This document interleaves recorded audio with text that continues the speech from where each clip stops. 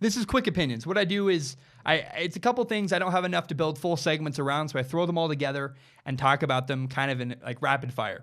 The first thing I want to talk about is the Raiders fired their general manager, Reggie McKenzie. I think it's funny. A lot of people are curious who the Raiders are going to hire next to be their general manager. I want to make a prediction. Nobody. The Raiders will not hire a new general manager. That's my opinion and my prediction. I think John Gruden likes doing things his way. He's not going to hire a new general manager. John Gruden is going to assume the role of a general manager for the time being. Another story I want to talk about, the Big Ten is considering removing divisions. So right now, the way the Big Ten works is you have the Big Ten East and the Big Ten West. The winner of the East and the winner of the West play each other in the Big Ten championship game. This year, we got Ohio State versus Northwestern. Even though Penn State and Michigan had better records than Northwestern. So I think the idea to remove conferences, what that would do is your conference championship would come down to the teams with the two best records. This year it would have been Michigan and Ohio State. And I think it's a good idea. You want to pin the two best teams against each other. I like that. But if you're going to do that, you really have to massively overhaul the way you schedule games. For example, on November 24th, Michigan played Ohio State. A week later, on December 1st, you had the Big Ten championship game. So the way it would have worked this year, if you remove divisions, you would have had Michigan and Ohio State play each other on back-to-back weeks. It's not good. There's no motivation on the 24th because, the next week you're still just going to play each other anyways in the championship game. That's the problem with removing divisions is you have weird, complicated things like that happening where, for example, in the Pac-12, the two teams with the best records were Washington and Washington State. Washington State was 10-2.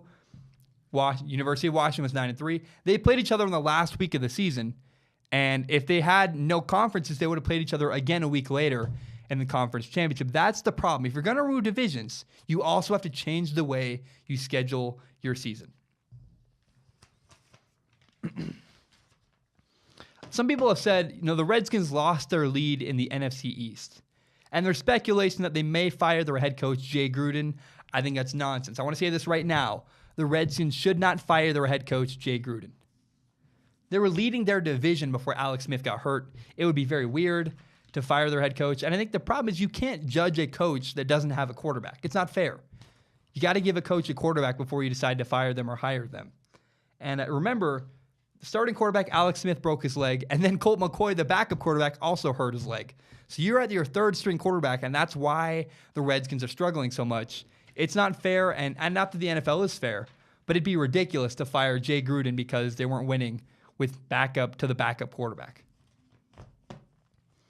There's a new stadium going into LA, and my opinion is they need to start a new bowl game there. I look at some of the locations for these bowl games, and remember, these bowl games happen in December when it's cold and snowy outside. And people, fans of Iowa, fans of Nebraska, they have families, they want to take their family to a bowl game. I think they need to start a new bowl game at the new LA stadium. Some of these places, these destinations are like miserably cold. Why would you want to go to, I don't want to say names, I think it's offensive to certain people, but Podunk nowhere where it's still snowing? If I'm leaving my house in December to take my family to a bowl game, I want to go somewhere warm, somewhere nice with a good destination. I think Vegas is a good spot, especially with the new stadium they're building. I think LA needs to have a new bowl game built into the Rams Stadium because that's a good destination I would want to take my family in December to watch football. The Giants should trade for Joe Flacco. I think the answer to the Giants' quarterback problems is not in the NFL draft. I think the quarterbacks kind of suck in the NFL draft. And I think the Giants should trade for Joe Flacco. And that's silly. I felt weird about it at first too, but here's the thought process. Joe Flacco's better than Eli Manning. He can actually throw the ball downfield. He can give Saquon Barkley help. He can give Odell Beckham Jr. chances down the field.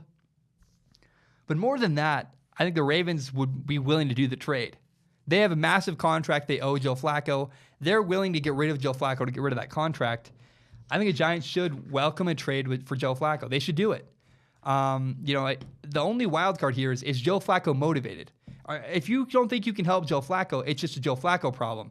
The Giants, if they believe in their coaching, and you look at the way Joe Flacco throws the football, he works in New York. And I think the Giants should absolutely make a move to go get Joe Flacco. Last story of the day for quick opinions. Josh Gordon was traded to the New England Patriots earlier this year. And remember, Josh Gordon has documented drug issues. He cites Tom Brady as someone who's really helped him in New England. And when I hear that, it's really encouraging because that shows me that Tom Brady is really helping Josh Gordon not only get over his problem, but kind of acclimate to things in New England. That's the major difference between Tom Brady and Aaron Rodgers. The main difference is leadership.